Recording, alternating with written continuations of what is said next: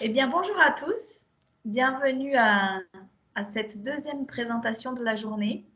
Donc, concernant cette fois-ci la réactovigilance. Donc, nous sommes ici aujourd'hui en présence de Nadine Liblan, qui est directrice technico-réglementaire du CIDIV.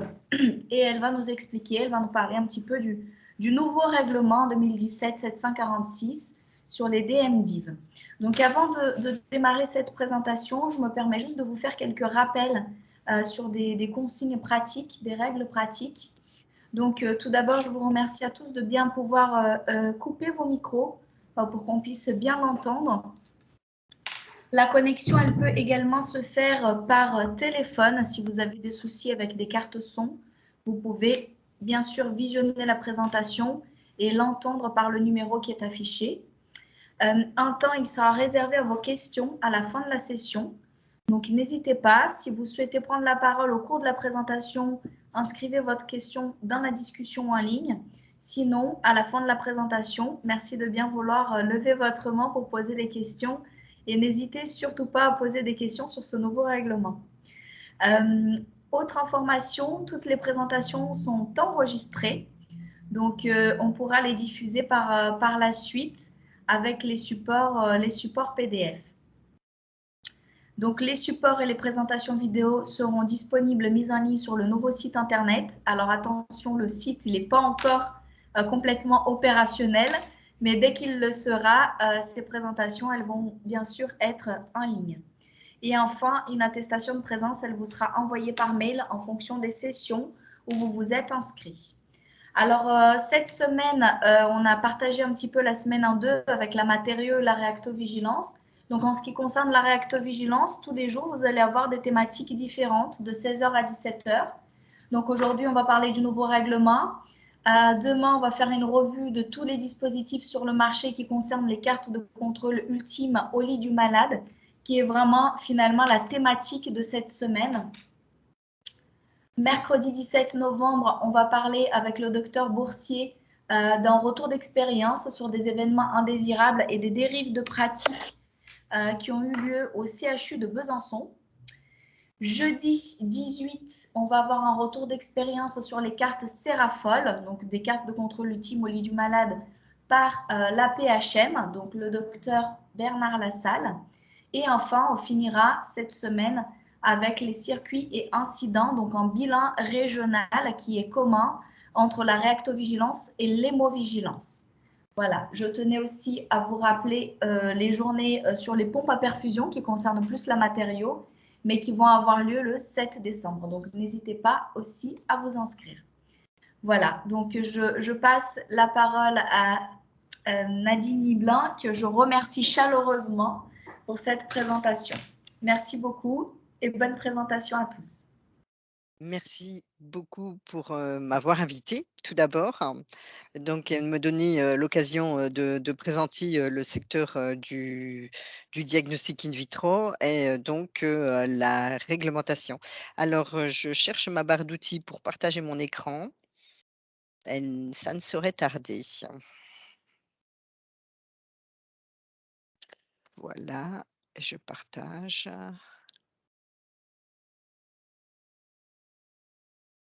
Voilà, et normalement, vous voyez le logo CIDIV qui apparaît. Voilà. Ah, par contre, je vous entends plus. Oui, on Ah, le voit. super, merci. Donc, bonjour à tous, merci de vous être connectés. Et donc, aujourd'hui, je vous ai préparé une présentation sans trop rentrer dans les détails, mais pour vous donner une bonne visibilité de ce que comporte le nouveau règlement IVDR, puisqu'on en entend beaucoup parler. Il suit d'une année en théorie le règlement MDR, et donc certainement vous êtes déjà familiarisé avec les changements qui ont eu lieu concernant la réglementation du dispositif médical. Donc tout d'abord, le CIDIV, c'est une organisation professionnelle qui représente les industriels du diagnostic in vitro. Alors on représente environ 90 du chiffre d'affaires en France. C'est-à-dire que donc, les industriels, du diagnostic in vitro, cotisent, à notre syndicat pour être membres et notre rôle, c'est donc, de représenter donc, les industriels auprès des pouvoirs publics puisque généralement, enfin, dans certaines instances, les industriels ne peuvent pas discuter directement avec les pouvoirs publics, ils doivent être représentés et donc nous avons ce rôle. Et puis, dans l'autre sens, nous redescendons l'information auprès de nos adhérents, donc pour les aider à mettre en application les textes réglementaires ou que sais-je, les tenir informés donc des changements législatifs, entre autres. Donc, 90 de nos adhérents sont des petites et moyennes entreprises et en France, ça représente environ donc 15 000 emplois, dont 15 pour la R&D, un tiers pour la production et la moitié pour les autres activités. Alors, le diagnostic in vitro, qu'est-ce que c'est? Juste pour resituer, c'est tout ce qui se passe entre guillemets dans le laboratoire d'analyse médicale et pas que. Donc, il s'agit de tout petits matériels tels que des bandelettes urinaires pour faire une albumine sucre. On est déjà sur un dispositif de diagnostic in vitro, mais ça peut être aussi quand on fait un antibiogramme, on a besoin donc de gélose qu'on ensemence avec une souche bactérienne qu'on a isolée et on regarde si les antibiotiques vont fonctionner ou pas. Ça peut être des petits appareils portables hein, que les patients peuvent utiliser en suivi de contrôle de glycémie, même à domicile, tel que donc le petit appareil que vous voyez en photo. Mais ça peut être aussi des grosses chaînes de matériel qui prennent en charge donc comment ça s'appelle? Les échantillons du tube primaire jusqu'au rendu de résultat et qui vont faire passer sur une chaîne d'abord de biochimie ou d'enzymologie ou enfin bref, multiparamétrique. Et puis ça peut être aussi, et c'est peut-être un sujet un peu plus sensible pour nous, donc des logiciels également, des logiciels d'interprétation qui vont être classés comme des dispositifs de diagnostic in vitro. Donc, un petit rappel sur le secteur de la santé en France pour situer, là où nous représentons, 4 de toutes les dépenses, du secteur de la santé. Donc, presque 60 c'est le médicament. En vert, 38 c'est les dispositifs médicaux et nous, le diagnostic in vitro, c'est cette petite partie-là en rouge. Donc, c'est peu de choses, dans la totalité donc, du secteur, de la santé. Alors le DIV intervient dans plus de 70 des prises de décision médicales, alors que son poids économique reste mineur, sur le marché de la santé. Donc, c'est quand même un chiffre intéressant à retenir. Et puis pour nous situer en Europe, donc ça c'est les principaux marchés européens du diagnostic in vitro, non plus du secteur de la santé, mais que les 4 en rouge du diagnostic in vitro. Donc nous, la France, on est situé ici, on représente 18 du marché de l'Europe. Celui qui est en tête, c'est l'Allemagne avec 22. Ensuite, on a 16 pour l'Italie, 10, enfin ça c'était avant, pour la Grande-Bretagne et le reste pour, les autres pays. Donc, 2014 la source, hein. Donc concernant, le règlement des dispositifs médicaux, pour revenir plus précisément, sur le sujet qui nous intéresse ce jour, je vous ai mis ici, 2 liens. Un lien qui mène, au règlement et un lien qui mène sur un Q&A qui est assez, vision hélicoptère, assez facile, à lire, donc qui est mis en ligne sur le site de la Commission européenne et qui est écrit en français.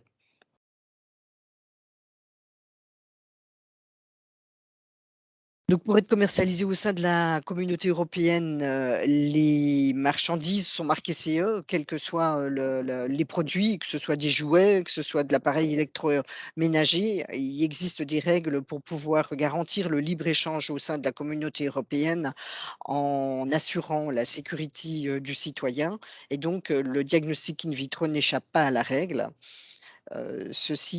Enfin, aujourd'hui, les produits de diagnostic in vitro sont marqués selon une directive européenne qui était la directive 98/79/CE et qui n'est pas d'obligation, enfin, qui doit être retranscrite dans la législation pour pouvoir être appliquée.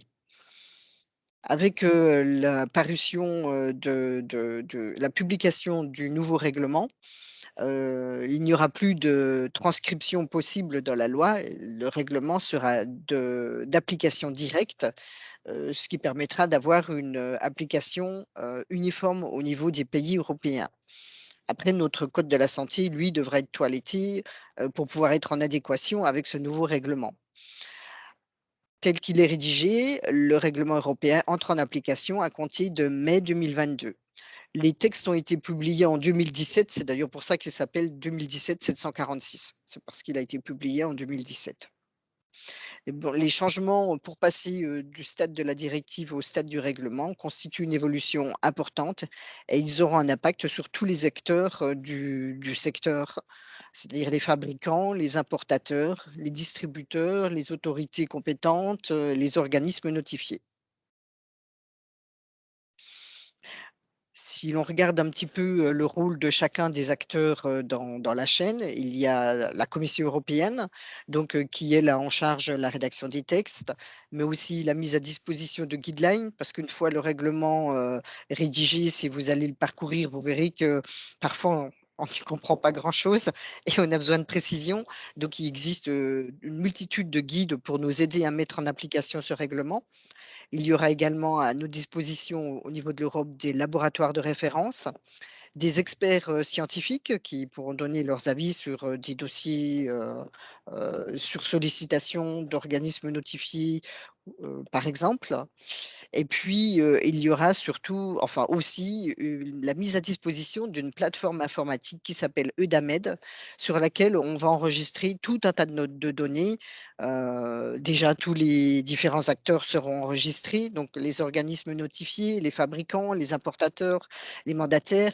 Également seront identifiés les produits. Et puis, on va retrouver tout un tas de renseignements sur chacun des produits. Je vous en reparlerai un peu plus tard dans la présentation. Le deuxième acteur important, c'est l'autorité compétente. En France, c'est l'ANSM. Il va permettre d'accréditer les organismes notifiés et puis de faire des contrôles et des inspections au sein donc des industriels et pas que, également peut-être, j'en sais rien, les établissements de santé s'il y avait besoin de faire une enquête ou que sais-je, voilà. Ensuite, le troisième acteur important, c'est l'organisme notifié qui, lui, va permettre d'évaluer les systèmes de management de qualité des producteurs, d'évaluer les produits et de délivrer des certificats de marquage CE. En quelque sorte, c'est comme, quand, on va faire un contrôle technique, de sa voiture. C'est pas n'importe quel garage qui peut faire le contrôle technique, il faut qu'il soit agréé et donc seuls les garages qui sont agréés peuvent faire, le contrôle technique et ben de la même façon, donc il y a ce qu'on appelle des organismes notifiés, qui sont, reconnus, par, la Commission européenne pour pouvoir, être autorisé à délivrer un marquage CE. Donc ça prend une partie non négligeable du règlement, du nouveau règlement. Quelle est la façon dont sont, audités les organismes notifiés pour vérifier si ils sont aptes ou non donc, à délivrer, des certifications aux entreprises. Et puis enfin, il y a les opérateurs économiques qui sont les fabricants, quand le fabricant est en Europe, mais il y a également, si le fabricant est en dehors de l'Europe, l'obligation d'avoir un importateur, c'est-à-dire l'entreprise qui va faire la première mise sur le marché en Europe et qui devra se faire accompagner d'un mandataire. L'importateur, en gros, va s'occuper de tout ce qui est physique, la logistique. Il va acheter les produits aux fabricants, les importer, les redistribuer Et puis, il doit avoir un mandataire qui, lui, est aussi basé en France, en Europe. Et ce mandataire, lui, va s'occuper plus de la partie administrative. C'est lui qui va faire le lien donc, avec les autorités. Et puis enfin, il y a le distributeur qui, lui, rachète le produit soit à l'importateur, soit au fabricant et le revend aux établissements de santé.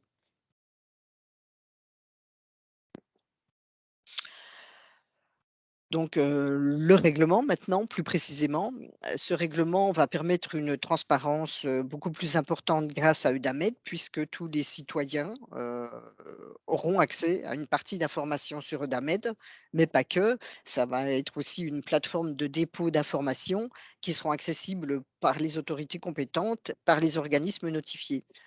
Tout ce qui se passera dans la vie d'un produit quelque part sera enregistré sur cette plateforme, Eudamed, ce qui permettra une transparence par rapport à ce qui se passe dans les entreprises, ce qui aujourd'hui n'est peut-être pas aussi évident.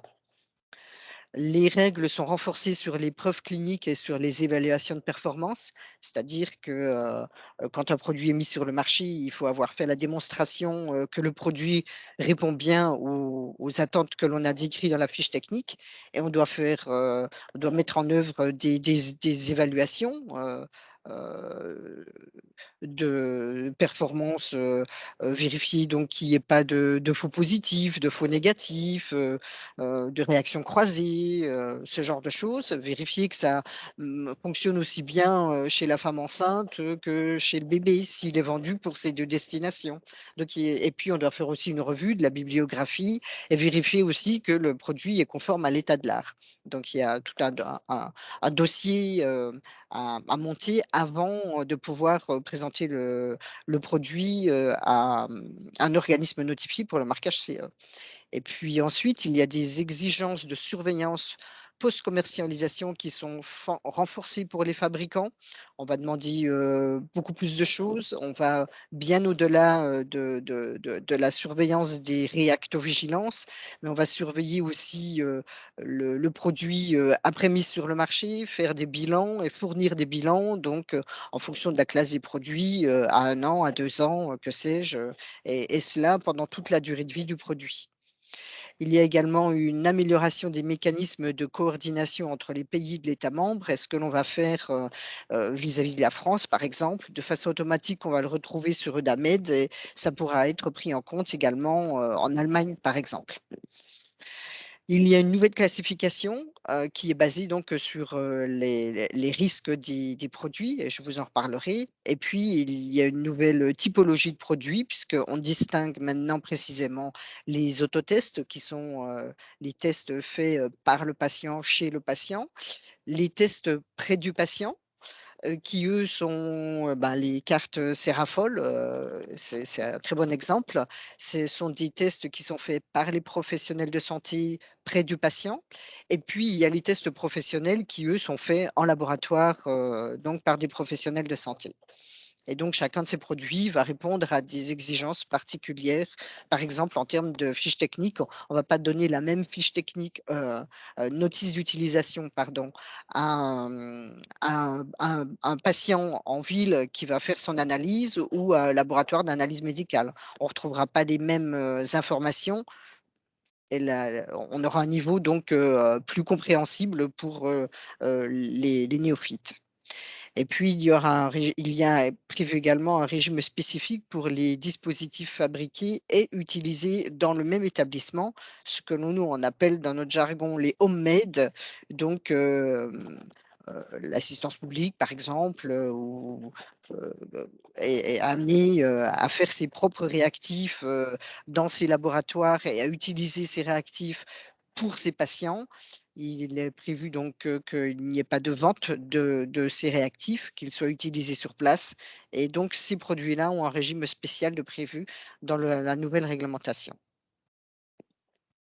Alors concernant, la classification, auparavant sur, la gauche, donc vous aviez ce que nous on avait, sous la directive et puis c'est ici ce qu'il y a sous, le nouveau règlement. Alors auparavant, on avait des produits qui requéraient l'assistance, enfin l'intervention d'un organisme notifié. Ce sont les produits qui étaient dans l'annexe 2 de la directive et qui représentaient, en gros 20 des tests mis sur le marché. Et donc, tous les autres produits, eux, avaient un système, enfin répondaient à des exigences, de spécification et dépendaient d'un système qualité qui était principalement sous l'autorité, des fabricants, mais donc qui pouvait être audité, par l'ANSM, en cas de besoin. Demain, avec la nouvelle réglementation, on a créé 2 nouvelles, catégories de classes de produits et surtout, on a redispatché, tous ces produits qui étaient principalement, sous l'autorité des fabricants dans diverses classes et les 80 demain représenteront, à peine 20. Dans cette classe A, la classe des risques les plus bas, vont subsister des produits génériques tels que des solutions de lavage, par exemple, ou des automates. Ensuite, donc, on a les classes B et C, et puis la classe D, qui est la classe la plus importante, où les exigences seront les plus importantes. Donc, ça, c'était sous la directive. Ici, c'est sous la réglementation.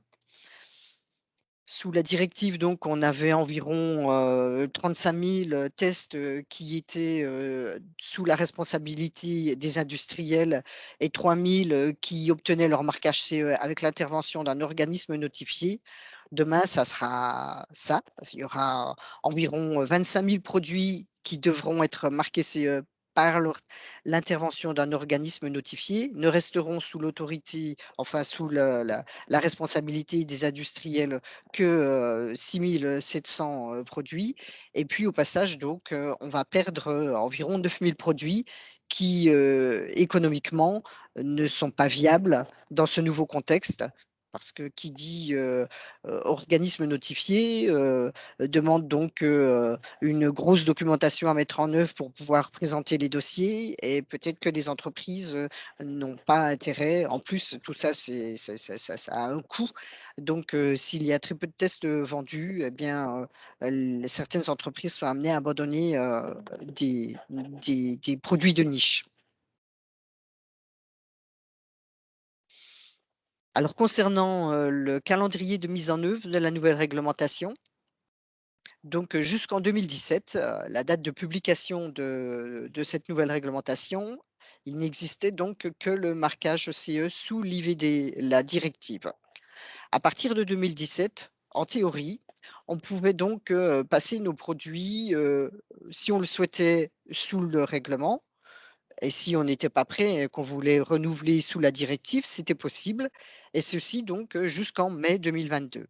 À partir de mai 2022, on ne pourra plus présenter des produits selon la directive, de certificats marqués CE selon la directive.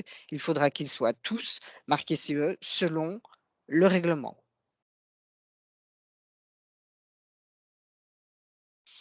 Mais le législateur avait prévu des périodes de grâce par rapport à la date d'entrée de la réglementation.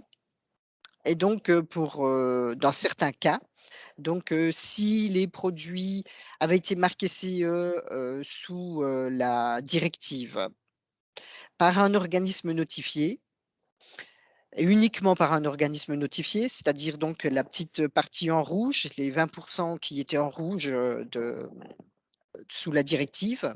Donc, et si l'organisme notifié est toujours reconnu en Europe, c'est-à-dire donc qu'il n'était pas anglais et qu'on ne l'a pas perdu avec le Brexit, et si le produit n'a subi aucune modification significative qui pourrait affecter la sécurité du produit ou la destination du produit, alors si on respecte tout ça, le produit peut continuer à être utilisé et donc jusqu'en 2024. Donc, vous voyez, ça correspond si je reviens en arrière, ça correspond à, pour ces produits en rouge, il a été prévu une période de grâce.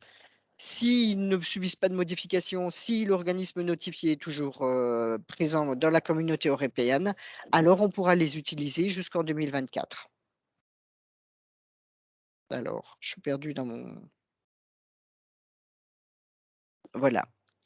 Tout ça, c'est pour vous dire que potentiellement, vous pourrez trouver des produits qui sont marqués sous la directive après la date de mai 2022. C'est pas parce que le règlement sera en application que d'un seul coup, dans votre frigidaire, tous les produits seront marqués, sous la nouvelle réglementation. Ensuite, le législateur a également prévu qu'on puisse écouler les stocks. Et donc, pour écouler les stocks, on a jusqu'en 2025, toujours pareil.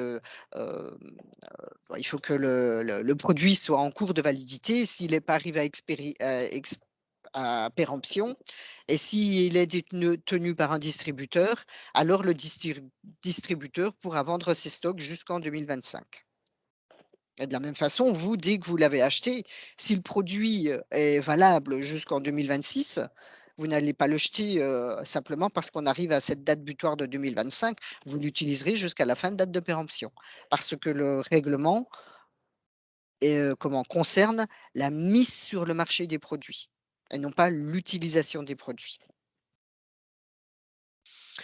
Par contre, ce que l'on observe, c'est que l'Europe, par rapport à ses prévisions en 2017, a pris beaucoup de retard dans la mise en place de ces structures. Parce que pour pouvoir accompagner tout ça, vous avez vu, il y avait on avait besoin donc d'experts scientifiques, on avait besoin de laboratoires de référence, on avait besoin de guidelines pour mettre en œuvre la réglementation, on avait besoin également d'une plateforme d'enregistrement. Eh bien, la Commission européenne a pris des retards dans l'implémentation de tous ces dispositifs.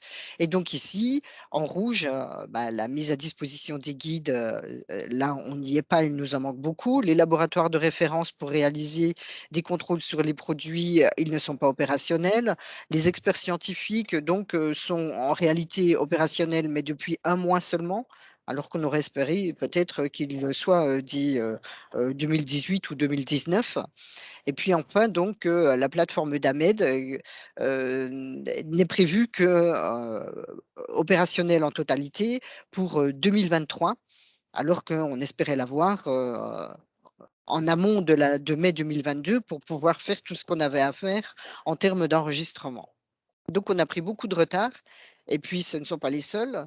Auparavant, donc, on avait 22 organismes notifiés pour marquer les produits, toujours pareil, les 20% en rouge sous la directive.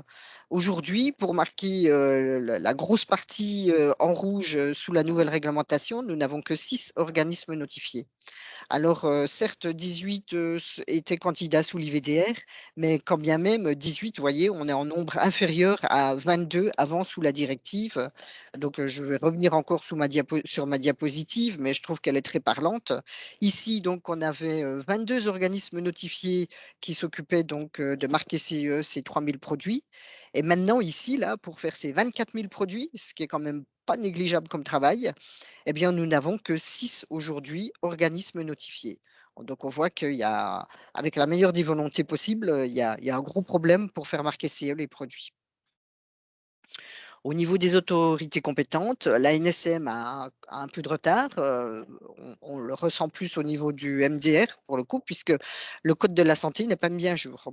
Et donc, il faudra qu'il soit mis à jour, en théorie, en mai 2022. Et puis au niveau des opérateurs économiques, plus de 50% des entreprises n'ont pas de contrat avec un organisme notifié, les organismes notifiés étant en sous-nombre. Et puis ceux qui sont actuellement disponibles refusent de prendre de nouveaux clients. Donc on a vraiment un goulot d'étranglement et on n'arrive pas à faire passer nos produits. Et bien aujourd'hui, seulement un tiers des produits sont conformes à l'IVDR, c'est-à-dire que au mois de mai, dans quelques mois là, seulement un tiers des produits seront conformes à la nouvelle réglementation. Et dans ce un tiers des produits, il y en a donc la moitié qui font partie de la classe A, ce que j'appelle vulgairement en automarquage, c'est-à-dire en marquage sans l'intervention d'un organisme notifié. Il y a un quart qui bénéficieront de mesures dérogatoires et puis un quart donc qui sont réellement nouvellement marqués sous l'IVDR. Donc on voit que, on est loin du compte en fait et que si, en mai 2022 la réglementation est applicable, eh bien c'est le système de santé qui sera en collapsus et vous aurez, à disposition dans vos laboratoires, et bien, même pas la moitié des produits disponibles sur le marché. Donc face à cette situation, hem, tous les stakeholders, que ce soit les organismes notifiés, que ce soit les professionnels de santé, que ce soit les industriels, les syndicats représentant les industriels, tout le monde a alerté les autorités, que ce soit par exemple le CIDIV au niveau de la DGS, que ce soit MedTech Europe, au niveau du parlement. Enfin, tout le monde a tiré la sonnette d'alarme, pour, décrire la situation, telle qu'elle est, et la commission donc, a agi, pour l'instant, favorablement, puisque, le parlement donc, a fait une proposition, enfin la commission a fait une proposition, de mesures, transitoires, pour pouvoir mieux passer, le cap de mai 2022, compte tenu de la situation. À savoir donc, c'est un texte qui est paru le 14 octobre, mais que ça n'est, qu'un projet et qu'on ne sait absolument pas ce qui va réellement être décidé au niveau donc, de la Commission européenne in fine.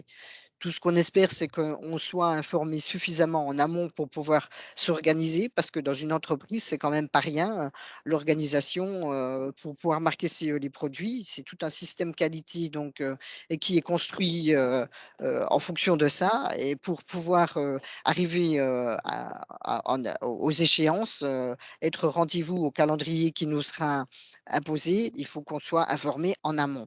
La veille, ça sert plus à grand chose. Donc, parmi, les propositions qui sont proposées dans ces, heu, dans le document donc émis par le parlement, le règlement resterait applicable dès mai 2022. Donc, ça correspondrait donc, les produits de la classe A non stériles, les produits B, C, D ou les produits A de la classe stérile devront être en conformité avec la nouvelle réglementation dès mai 2022, donc, concernant par exemple la vigilance post-market et d'autres dispositions. Au niveau des mesures, transitoires, pour les produits de l'annexe 2, les produits qui avaient recours à un organisme notifié, donc, aurait jusqu'à mai 2025 pour se mettre en conformité, ce qui correspond à 8 des produits. C'est, vous savez, toujours, les 20 en rouge là. Ensuite, les périodes transitoires pour les autres produits, en fonction, des classes de produits. Donc, concernant la classe D, ils auraient jusqu'en mai 2025, donc pour être marqués sous EVDR. Concernant les produits de la classe C, ils auraient jusqu'en mai 2026, et concernant les produits de la classe B et les produits de la classe A stérile, ils auraient jusqu'en mai 2027. Les produits de la classe A non stériles, qui correspondent donc, anciennement à Anvers, et à la toute petite partie donc qui sont sous la responsabilité des entreprises qui ne font pas intervenir un organisme notifié, eux donc seraient soumis à la nouvelle réglementation donc dès mai 2022. Et concernant la distribution des produits, eh bien pareil, le législateur a prévu donc, 1 an de plus pour pouvoir permettre d'écouler les stocks qui seraient, disponibles chez les distributeurs. Bon, je le fais en simplifié, hein. C'est un petit peu plus subtil que ça. C'est si on les a achetés avant mai 2022, si on les a achetés après mai 2022, mais globalement, c'est ce qu'il faut retenir.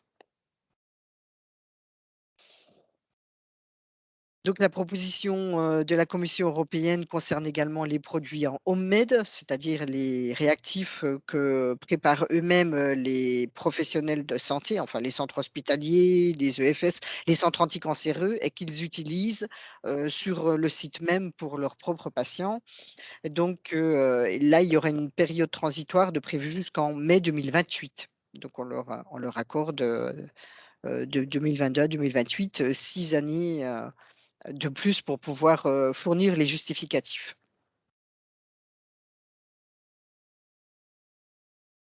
Alors, je vous ai, présenté, je regarde l'heure, je vous ai présenté rapidement donc, comment un industriel fait pour, développer un produit et le marquer CE. Donc, ça a l'air compliqué, mais on va rentrer tranquillement dans ce gros schéma. Donc, vous avez ici en bleu foncé la partie réglementaire et en dessous, en gros, ce qui se passe dans l'entreprise. Et puis, il y a une partie non négligeable qui est l'accès au marché. C'est-à-dire qu'il ne suffit pas de faire un produit et que le produit soit marqué CE pour pouvoir le vendre en France. Il faut en plus qu'il soit autorisé par la CNAM et donc qu'il soit remboursé par la sécurité sociale pour qu'il puisse être prescrit. Par exemple, pour illustrer, vous avez peut-être entendu parler pour les tests Covid, il faut être sur la liste de la DGE. Si on n'est pas sur la liste, eh ben, on ne peut pas faire les tests en France, même si on est marqué CE. Donc, pour développer un produit, il y a toute une phase. Il faut compter environ 18 mois à 3 ans entre le moment où on décide de mettre un produit sur le marché et le moment où on va réellement le mettre sur le marché. Il y a toute la partie conception et développement pendant laquelle on va vérifier que le produit répond à toutes les exigences réglementaires. Alors évidemment, il y a celle du diagnostic in vitro, mais pas que. Il y a aussi, si c'est un produit électrique, répondre aux exigences du marquage CE sur l'électricité. Si c'est un produit qui comprend des produits chimiques, eh ben, il va falloir répondre aux exigences du REACH, par exemple. De plus en plus, il va falloir aussi répondre aux exigences vis-à-vis de les exigences en termes d'écologie. Si on utilise des cartons recyclés pour emballer nos produits et pas du plastique post-formé ou des choses comme ça, quoi. Donc tout ça pour dire qu'il y a beaucoup de choses à prendre en compte quand on développe un produit. Ensuite, on va passer à la partie prototype. Quand on a fait notre produit, on va pouvoir commencer à faire nos évaluations de performance analytique. Et puis ensuite, on va passer à la phase d'industrialisation qui parfois ne peut ne pas aboutir parce que quand on fait un kit sur une paillasse, c'est facile, mais quand après, il faut produire 5000 kits et qu'ils ont tous la même sensibilité, la même reproductibilité de façon constante de l'eau à l'eau, il peut s'avérer que c'est peut-être pas toujours aussi évident. Voilà. Et puis ensuite, donc, on va passer au stade de la production. Et c'est donc évalué, c'est à ce stade-là qu'on va faire appel à un organisme notifié pour qu'il puisse marquer CE nos produits. Et puis donc après, une fois mis sur le marché, quand on a obtenu notre marquage CE et quand on a obtenu aussi l'autorisation de le vendre et qu'il soit remboursé pour qu'il puisse être fait en France, par exemple, eh bien, il va falloir mettre en œuvre la réactovigilance, ce qu'on appelle la surveillance post-market, et puis on va faire un suivi donc des performances analytiques, des performances cliniques. Et puis donc au terme d'un cycle de 5 ans, généralement, donc ou si on fait une modification majeure, eh bien, il va falloir, refaire passer, le marquage CE, enfin le produit en marquage CE. Et puis donc, tout au long de ce processus, on a accès à la plateforme d'AMED pour enregistrer nos évaluations de performance quand on les fait, pour enregistrer les produits, pour, y déposer les marquages CE, pour y enregistrer la réactovigilance et la vigilance post-market.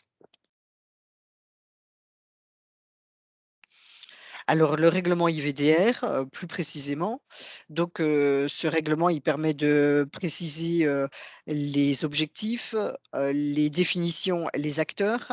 Par rapport à les directives, c'est beaucoup plus complet. C'est dommage, j'aurais dû retenir, mais en termes de définition, on en avait vraiment quelques-unes dans la directive. Là, on en a un chapitre entier, avec la nouvelle réglementation. Donc, on a vu que les règles de certification ont changé, puisque avant, on avait 80% des produits qui étaient marqués CE d'après le système, enfin, par les entreprises. Aujourd'hui, donc, c'est 80% qui seront marqués CE par les organismes notifiés. Les exigences essentielles donc, sont citées dans le règlement. Il définit également donc des exigences spécifiques telles que la classification, les évaluations de performance clinique et analytique, les études cliniques, la vigilance, hein. Donc il renvoie à des référentiels techniques, donc comme aux normes harmonisées, des spécifications communes. Il nécessite des guides d'application, ce règlement, donc qui sont édités par le MDCG. donc pour la mise en œuvre et qui sont destinés à tous les acteurs. Il y a des guides qui sont destinés aux autorités, d'autres qui sont destinés aux organismes notifiés, et d'autres qui sont destinés aux fabricants. Et puis, il prévoit une identification, une traçabilité, l'enregistrement des opérateurs économiques, des produits sur la plateforme d'AMED.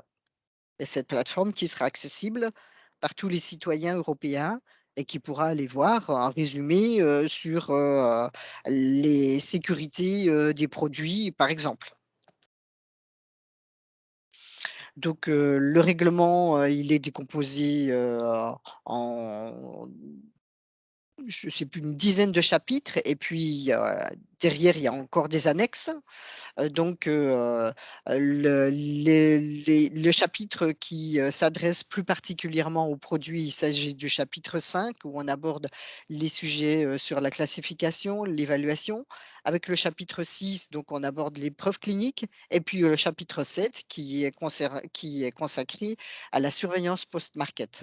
Mais on a également le chapitre 2 qui traite de tous les opérateurs économiques et de leurs obligations, que ce soit le fabricant, le mandataire, l'importateur, le distributeur. On a ensuite un chapitre 3 qui est consacré à la plateforme d'AMED, où on précise ce qui sera enregistré et puis donc comment sera gérée cette plateforme d'AMED. On a un chapitre, le chapitre 8, 9 et 10 qui est consacré aux infrastructures, c'est-à-dire aux autorités compétentes, à la coopération entre les États membres, puisqu'il faut orchestrer ça si on souhaite qu'il y ait une meilleure harmonisation, eh bien, tout ça, il faut l'orchestrer et c'est décrit dans cette partie du règlement. Les laboratoires de référence, la protection des données, le financement, les sanctions, tout ça donc se retrouve dans ces chapitres. Et puis on a un chapitre qui est consacré donc à l'évaluation des organismes notifiés. Et puis donc on a ensuite 15 annexes heu, qui reprennent plus en détail et de façon plus technique certains sujets, tels que les exigences essentielles de sécurité et de performance, la documentation technique, les évaluations de performance, voilà, tout est la classification, on va retrouver les règles de classification, tout est décomposé comme ça.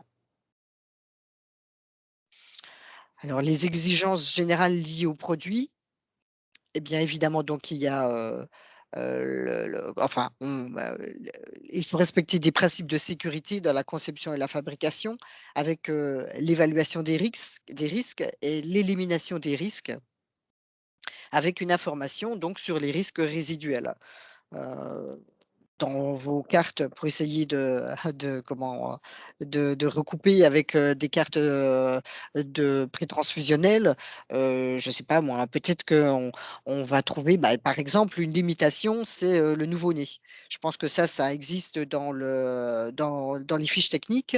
Les patients nouveau-nés donc, ont un système immunitaire qui n'est pas, terminé et on ne retrouve pas l'ensemble des anticorps, présents chez le nouveau-né. Donc, on pourra avoir peut-être une limitation dans l'utilisation des cartes Serafol. Enfin, je dis ça, il faudrait que j'aille vérifier, hein, mais je pense que c'est pas complètement faux ce que je dis là. Ensuite, donc, on va apporter des garanties sur les spécificités annoncées pendant toute la durée de vie du produit, aux conditions aux conditions de stockage spécifiées, dans la fiche technique. Par exemple, on vous dit que le produit, il peut rester, valable, quand il est ouvert, pendant 1 mois à température ambiante. Et bien ça, donc on doit nous, faire des tests et le prouver pendant toute la durée de vie du produit. Donc on va s'attacher donc, à vérifier les spécificités. Si le produit, quand il donne un résultat positif, c'est bien un vrai positif. La sensibilité, qu'on rentre pas un faux négatif parce qu'on n'est pas assez sensible, par exemple. La robustesse, qu'on trouve bien toujours, le même résultat, que vous fassiez, l'analyse, votre carte Serafol, dans une chambre de patient l'été quand il fait 35 degrés ou dans un local un peu plus frais au bloc quand il fait, je sais pas moi, 22 degrés. Il faut s'assurer donc que le réactif réagira dans toutes les conditions. Et puis il faut s'assurer donc de la validité scientifique et de l'état de l'art que les connaissances n'ont pas évolué. Ensuite, donc, il faut informer les utilisateurs conformément à la réglementation. Donc, on a tout un tas d'exigences qui se sont ajoutées sur le respect des règles d'étiquetage, l'usage de symboles, le respect des items dans la notice, dans les notices utilisateurs, les fiches de données de sécurité, les documentations concernant l'information.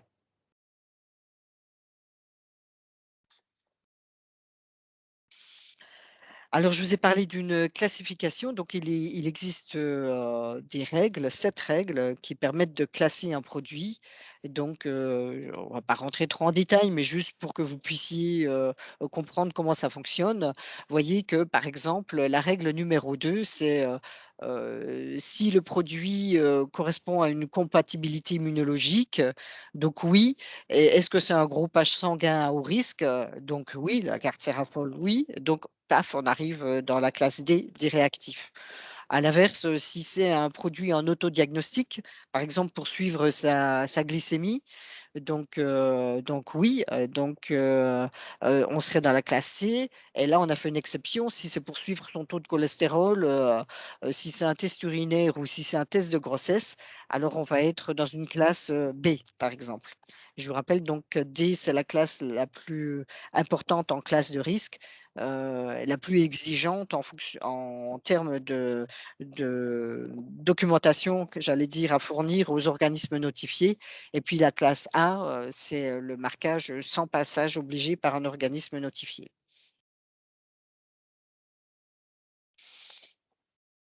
Un autre point qui est important, qui est l'identifiant unique qui s'appelle l'UDI. Et cet UDI est composé de 2 parties, ce qu'on appelle l'UDI-DI et l'UDI-PI.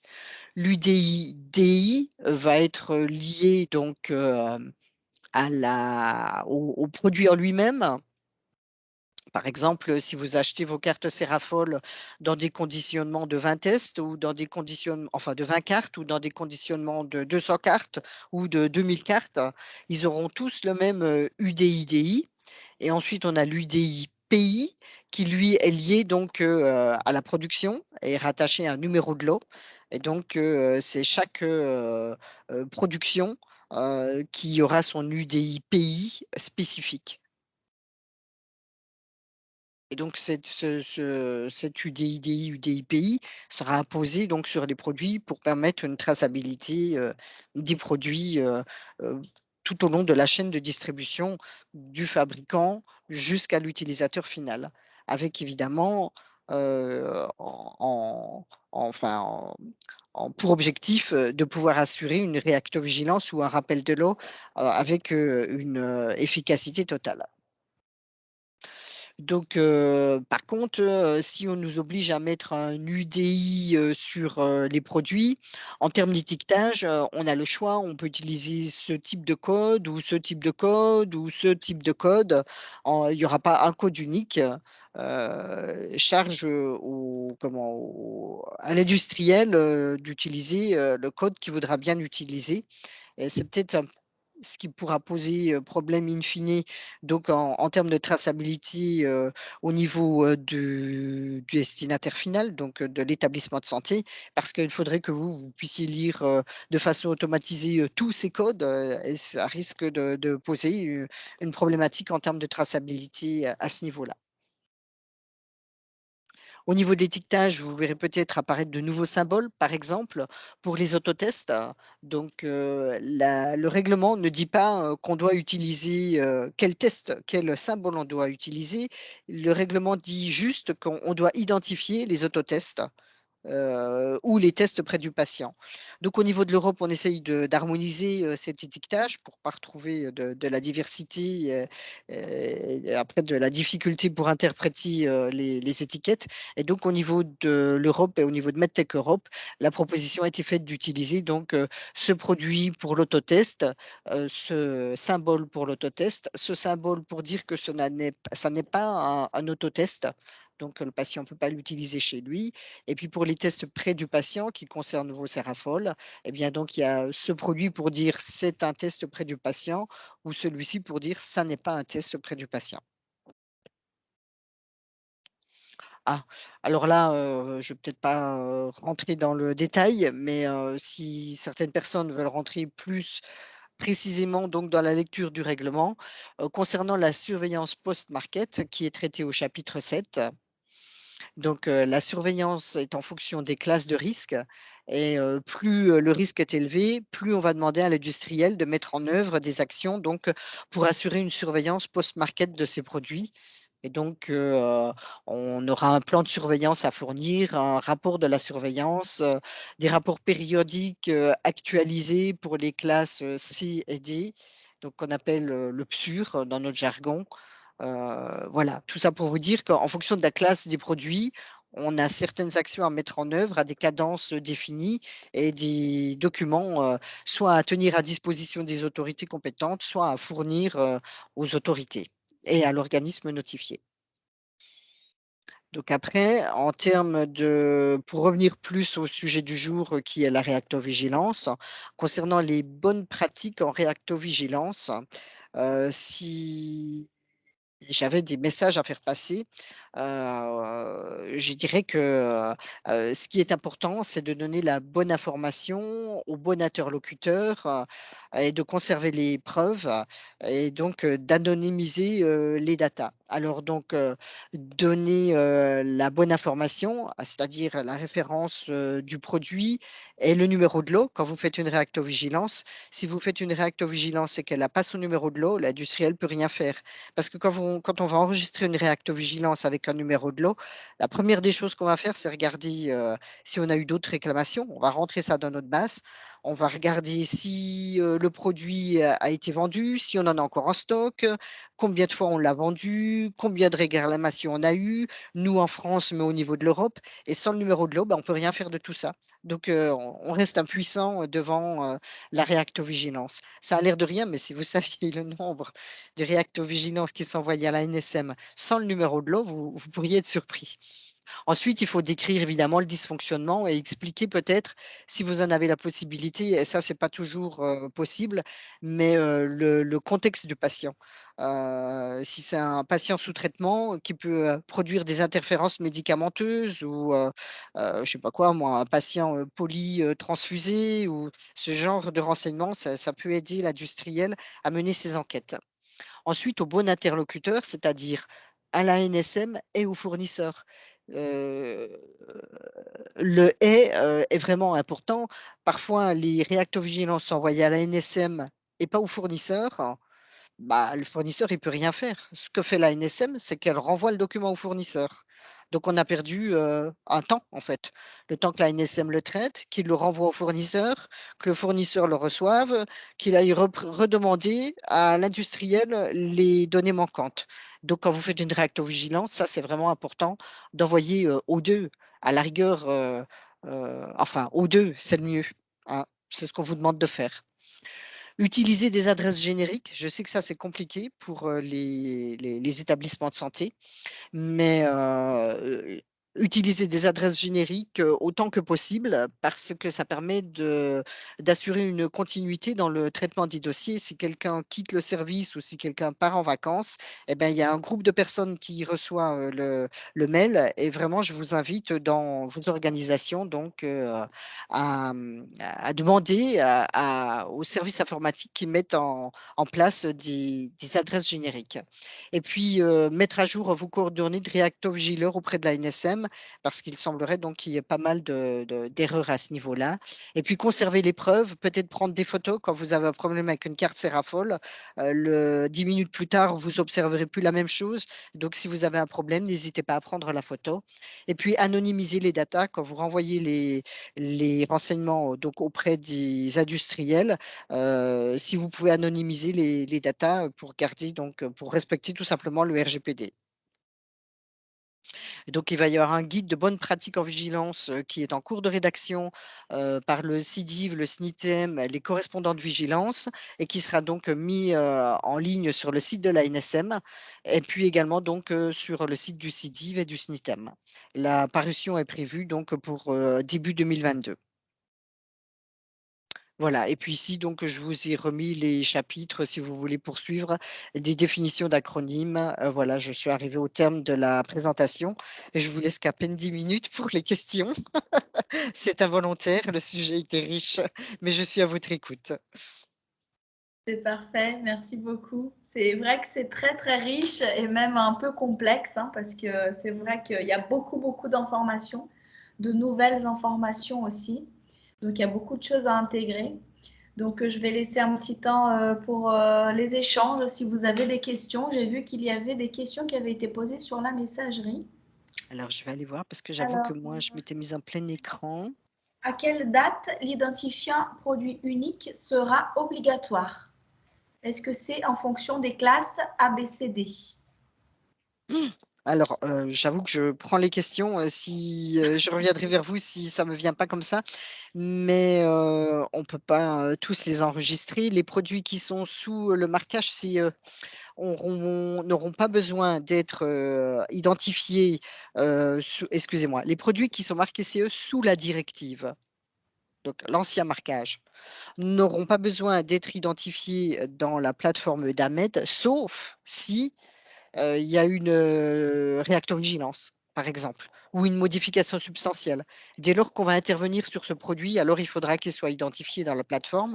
Et sinon, eh bien, ça sera donc au moment du marquage CE du produit sous l'IVDR. Donc, comme on a vu qu'il y aura différents temps de mise sur le marché, j'espère que je dis pas de bêtises. Je vérifierai quand même ce point. Mais par exemple, les produits de classe D, ça sera normalement, ça aurait dû être mai 2022, mais puisqu'on va certainement avoir des mesures transitoires, ça sera étalé dans le temps. Après, il y a une deuxième subtilité, il y a le produit marqué, enfin, son UDI enregistré dans EUDAMED et son UDI apposé sur le produit, et ces Voilà. dates-là ne sont pas concordantes. La date d'apposition de l'UDI sur le produit est décalée dans le temps par rapport à la date d'identification sur la plateforme d'AMED. C'est un peu comme pour les dispositifs médicaux, on a un décalage avec Damed qui va être mis en place plus tard. Et donc, du coup, les produits, en fait, ils vont avoir leur marquage avec leur identifiant unique au fur et à mesure qu'ils vont ressortir sous le marché, vu qu'ils vont devoir être sous le nouveau règlement, ils devront avoir ce nouveau numéro. Tout à fait. C'est ça. Oui, D'accord. tout à fait. Très bien, merci. Euh, ensuite, et donc, est-ce que ça va être vraiment par rapport, l'IUD, ça va être par rapport aux classes ABCD ou est-ce que c'est, ou ça va être différents échelons, échelonnés dans le temps? D'abord l'IUD avec les produits qui sont sous classe D parce qu'ils sont les plus risqués. Ensuite, petit à petit, on va mettre en place les autres IUD. Ça sera en fonction, enfin, si, je mets, ça sera, dès lors que le produit est marqué sous IVDR, Oui, on nous donnera un temps supplémentaire pour le mettre en œuvre. Mais si moi j'ai mes produits qui sont déjà marqués tous classe B, C, D, alors ils ont déjà tous leur UDI et je peux déjà les enregistrer sur Eudamed. Et ça, d'accord, c'est possible. d'accord, très bien. Il y a C'est clair. certaines entreprises qui en sont à ce stade. Très bien, d'accord. Ça marche. Alors ensuite, on a une deuxième question. Alors, savez-vous combien de références vont être abandonnées suite à la parution du règlement? Et savez-vous s'il y a une étude d'impact, si une étude d'impact a été réalisée, pardon. Alors, on sait qu'il y a environ, vous avez vu, 9000 références qui vont être abandonnées sur les 30, je crois que 38 000 qui restaient. Je vais aller les voir, je l'ai là sous les yeux, il suffit que je me l'affiche, hein. Je serai précise dans ce que je dis. Donc, 24, ouais, j'exagère un petit peu. 38 000, c'était avant. Donc, sur les 38 000 références disponibles aujourd'hui sur le marché, il y en a environ 9 000 qui disparaîtront. Après, une étude d'impact, non, et c'est chaque fournisseur, c'est assez stratégique.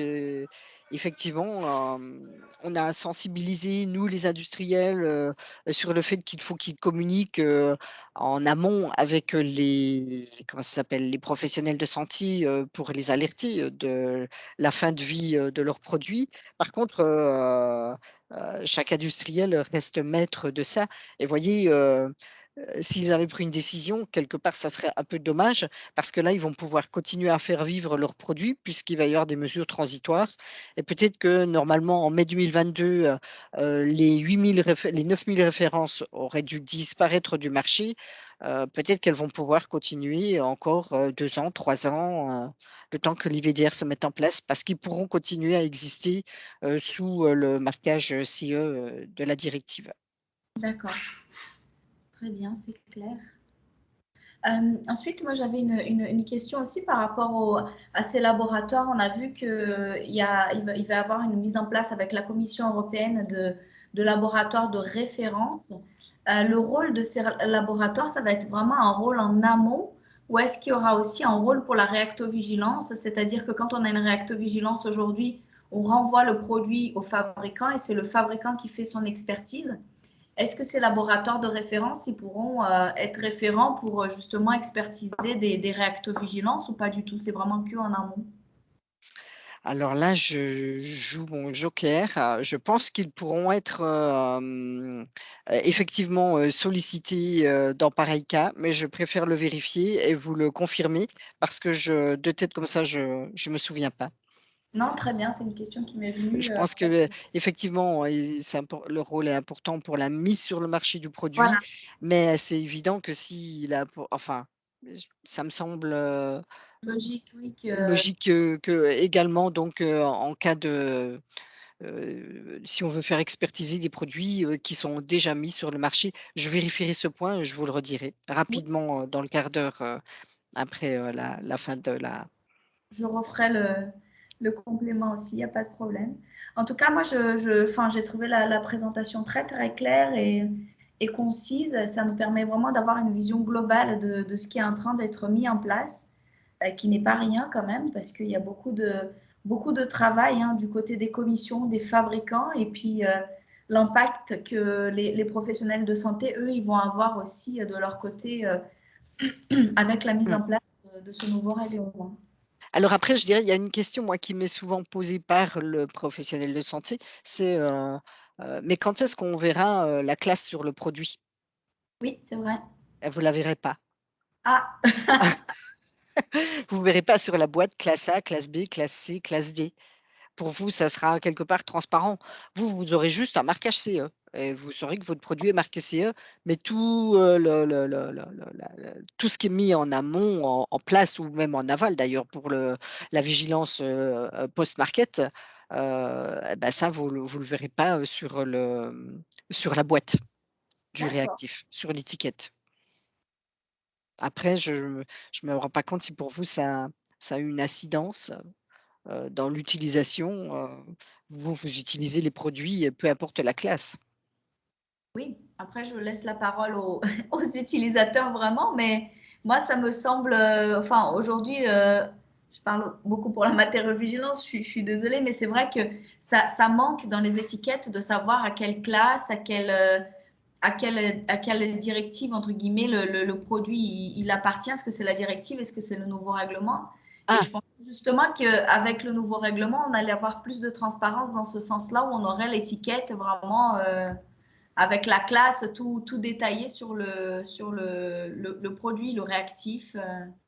D'accord. Alors après, je dirais qu'un produit soit marqué ici, sous la directive ou sous le règlement, je vais presque vous décevoir, mais c'est le même produit. Oui, c'est Les vrai. produits, c'est les mêmes, hein. Entre hier et demain, on va Oui, pas redévelopper des produits. Quand on voit qu'il faut 18 mois pour mettre un produit sur le marché, vous voyez, on peut pas, quand on change une matière première, qui est basique, pour nous, c'est déjà une catastrophe parce que ça remet tout en cause. Donc, les produits, quelque part, ça restera les mêmes. C'est par contre toute la l'administratif qui lui est copieux. le lourd, Voilà. c'est sûr. C'est sûr. Bien, merci, merci encore infiniment pour c'était très, très enrichissant. Moi, est-ce que d'autres personnes auraient d'autres questions? Puisque avant de clôturer cette session, je voulais vous proposer de pouvoir répondre à une enquête. Donc, je vais vous l'envoyer, le lien de l'enquête sur la petite messagerie de Teams. Donc, c'est un lien qui est... oups, je l'ai envoyé un très grand. Je ne sais pas si vous le voyez. Si vous ne le voyez pas, je Ah peux tout oui. partager. Je l'ai envoyé, je sais pas. Et voilà. Je peux aussi vous le partager autrement. Alors, ce lien, il est important. Alors, toutes les présentations qui vont être faites, que ce soit le matin pour la matériau ou l'après-midi pour la réactovigilance, j'ai créé des liens de satisfaction avec toujours les mêmes questions. Donc, les questions sur la visioconférence, est-ce que ça a bien marché, sur la pertinence du sujet, sur la satisfaction globale de ces journées. Donc, je vous remercie si vous pouvez répondre à chaque fois que vous êtes présent, parce que c'est aussi pour moi le seul moyen que j'ai pour tracer qui a participé, puisqu'avec Teams, en fait, je n'ai pas le nom de tout le monde. Donc, parfois, j'ai des numéros de téléphone, parfois, j'ai des abréviations. Donc, ce matin, j'ai eu le cas, il y avait beaucoup de monde et je ne me suis pas retrouvée entre qui était là et qui n'était pas là. Donc, n'hésitez pas vraiment à répondre en ligne à ce petit questionnaire qui dure 10 secondes. D'ailleurs, vous auriez déjà dû finir depuis le temps que je parle. Oui, c'est vrai. Et comme ça, je pourrais tracer, vous envoyer des attestations de présence. Et puis derrière, pouvoir continuer l'année prochaine avec nos journées, voir qu'est-ce qu'on peut améliorer encore, sur quel sujet on peut travailler. Voilà pour le petit mot de la fin. En tout cas, tout ça c'est enregistré. Donc, ça sera mis en page. Et puis, dès que notre site internet, alors je le précise bien, il sera en ligne puisqu'il n'est pas encore complètement abouti, notre site internet, on pourra vous partager ces présentations et ces vidéos. Donc, voilà. Je tenais encore une fois à remercier Madame Leblanc pour cette présentation. Merci pour le temps accordé. Et puis, vous savez que moi, je reste toujours disponible. Si vous avez d'autres questions, je pourrais toujours me mettre en contact avec le CIDIV, voilà, pour poser d'autres questions encore et pouvoir encore avancer dans nos connaissances communes. Eh ben, Voilà. merci infiniment de nous avoir donné la parole et puis de nous avoir permis de parler un petit peu de nos produits. C'est vrai que le diagnostic in vitro est parfois un petit peu était du moins avant la crise Covid, un peu la partie cachée. Et on connaissait peut-être un peu moins ce qui se passait par rapport au DM, mais c'est avec plaisir. Si vous aviez besoin qu'on intervienne à nouveau, on le Bien ferait sûr. avec plaisir. Ah bah c'est parfait. C'est vraiment une partie qui est importante pour moi parce que c'est vrai que c'est difficile parce que comme vous l'avez très bien dit, bah, la réactovigilance, c'est une toute petite partie par rapport à tout le reste. Et je pense que c'est important aussi qu'on puisse prendre le temps de comprendre la réactovigilance, que ce soit dans les grandes lignes, dans le global, toute la réglementation, mais aussi spécifiquement pour les produits. Donc ça, vous nous avez vraiment permis de nous éclairer sur ça. Et c'est la première fois que je fais une conférence comme ça. Donc je pense que ce sera à renouveler tous les ans. Voilà. Eh bien, avec plaisir. Voilà. Bien. Je remercie à tous aussi pour votre participation, votre implication. Et n'hésitez pas à revenir vers moi si vous avez des questions. Voilà. Et ceux qui se sont connectés par téléphone, si jamais vous pouvez me mettre par un petit message le numéro avec votre nom pour que j'essaye de vous retrouver aussi et avoir tout le monde. Voilà. Encore une fois, un grand merci à tous. Et puis, on est à votre disposition pour la suite. Donc, je vous souhaite, voilà, on a des petits messages. Merci, très bonne présentation. Merci beaucoup, c'est parfait. Donc, je vous souhaite à tous une très bonne soirée et à demain pour la suite des présentations parce que la semaine n'est pas finie, elle ne vient que de commencer. Voilà. Très bien. Eh bien, bonne semaine à vous et puis à très Merci bientôt. beaucoup. À très bientôt. Au Merci. revoir. Au revoir.